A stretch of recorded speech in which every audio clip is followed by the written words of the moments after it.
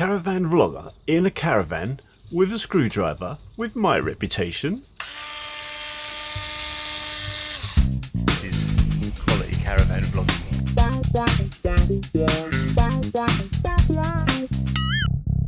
Here's a screwdriver. I know what you're thinking.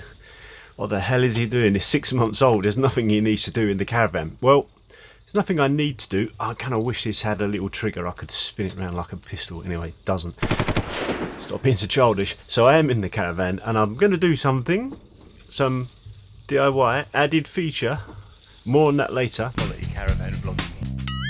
So you'll probably be aware, if you follow me on Twitter or you're a member of our Facebook group, you'll have known that we've recently been to Cambridge, the Cherry Hinton Caravan and Motorhome Club sites. Now, it was kind of a spur of the moment thing.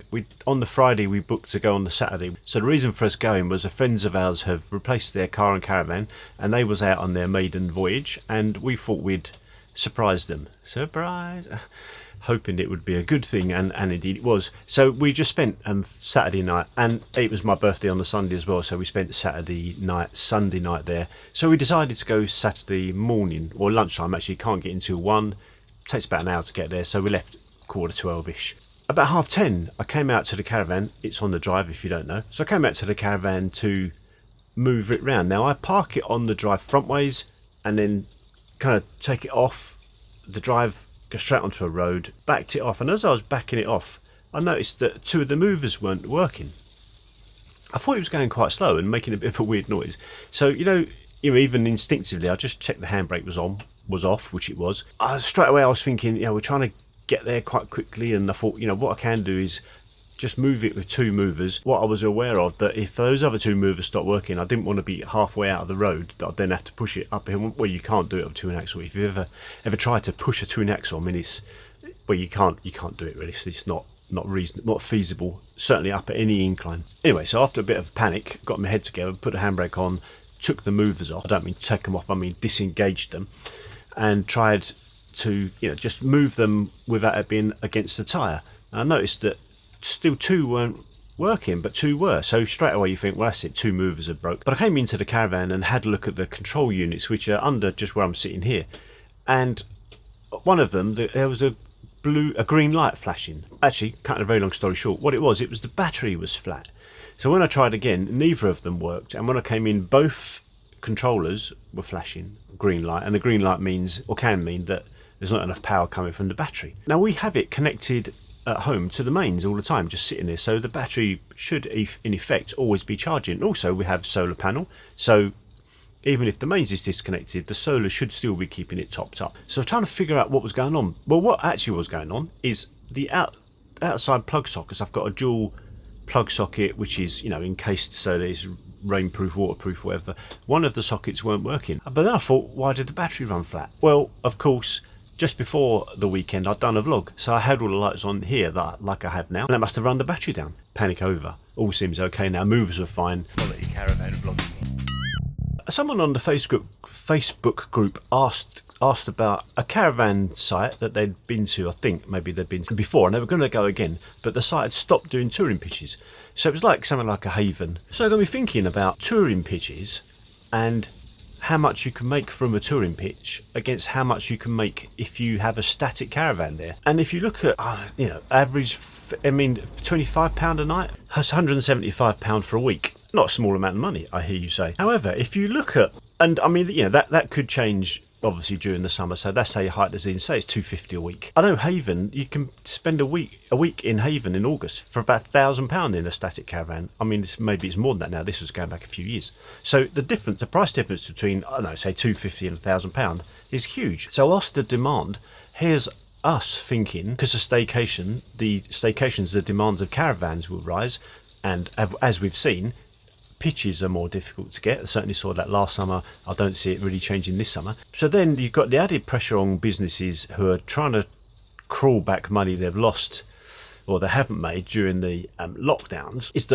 And imagine now that more and more companies are going to be looking at their touring pitches and thinking, well, we can get a static caravan on there and charge £1,000 a week instead of £250 a week. And that's a bit worrying. And then you think about what the Caravan Club are doing with Experience Freedom. Whilst I think it's a good idea, certainly as a business, from a business point of view for the Caravan Club and other companies, it's not particularly good for touring people because obviously they do away with pitches. Or I spoke to the Caravan Club about this a couple of years ago when they put Airstreams on pitches at Brighton. And I said, as a member, blah, blah, blah, taking the moral high ground, I find it difficult to get on the site. And I go there, when I do get on the site, I see you've given up some pitches for Airstreams.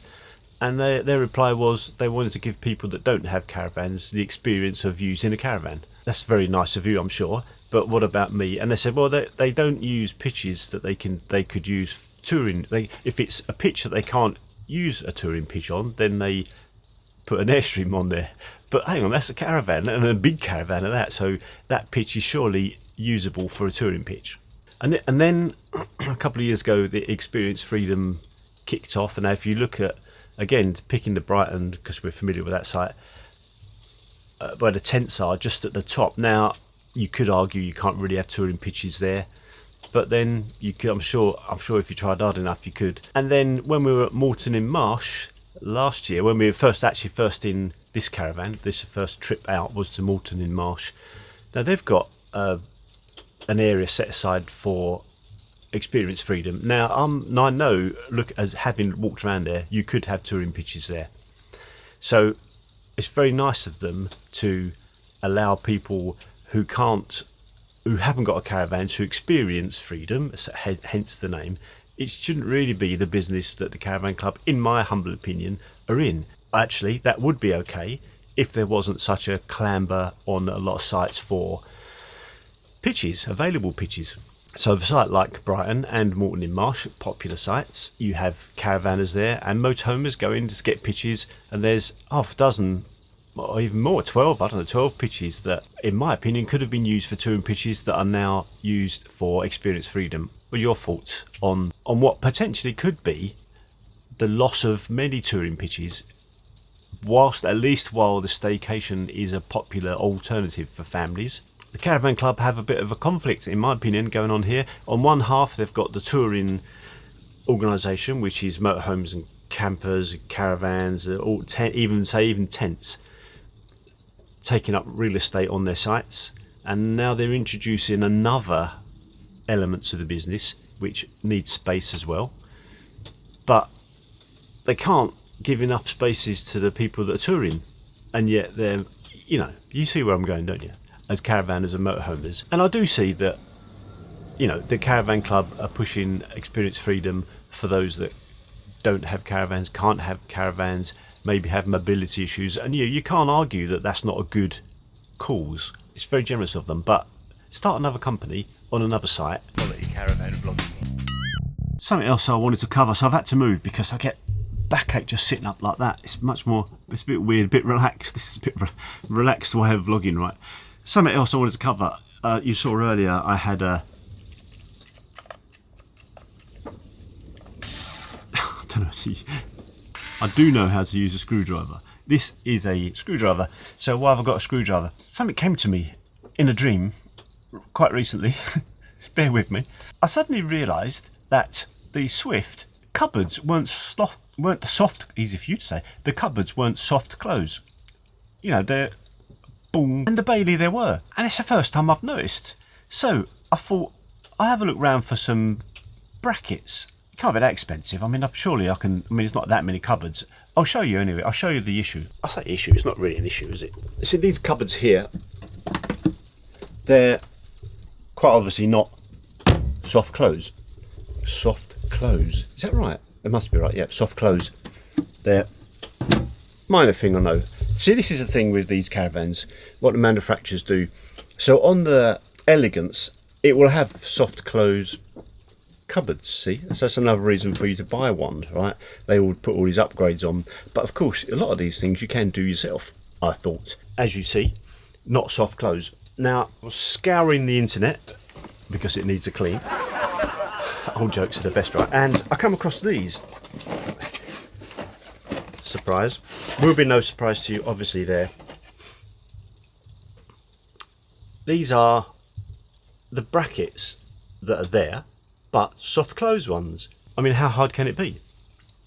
Well, I've done one. It's reasonably hard, and the reason it's reasonably hard, I'll show you. So this cupboard here, I've only done one hinge, and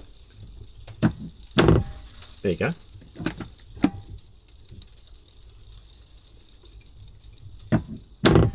Right, this one, I don't like, well, you know, you can see, can't you, that that's much better with just one.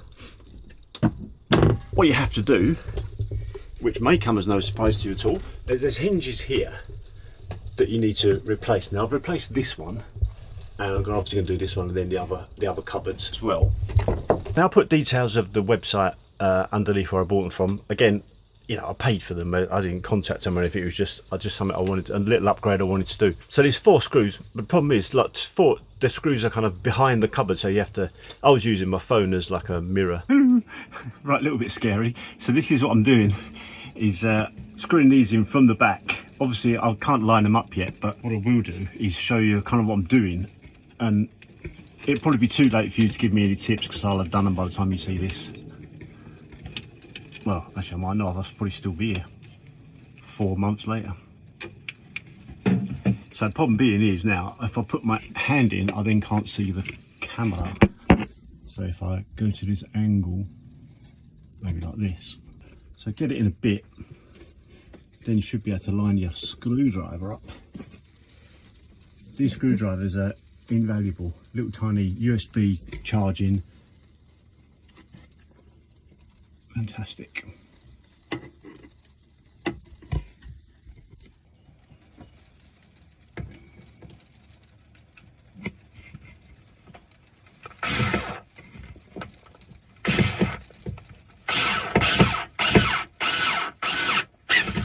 There you go.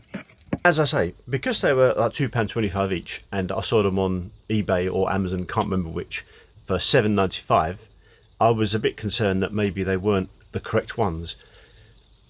So I was going to order 2 and see how I got on, and then order the rest. But it's £5 postage, so ordered 2, it'd cost me £5. Then if they were right, I'd have had to buy another 8 and another £5 package. That would have been £10 postage. They only cost £22.50 for all of them, so I took a gamble.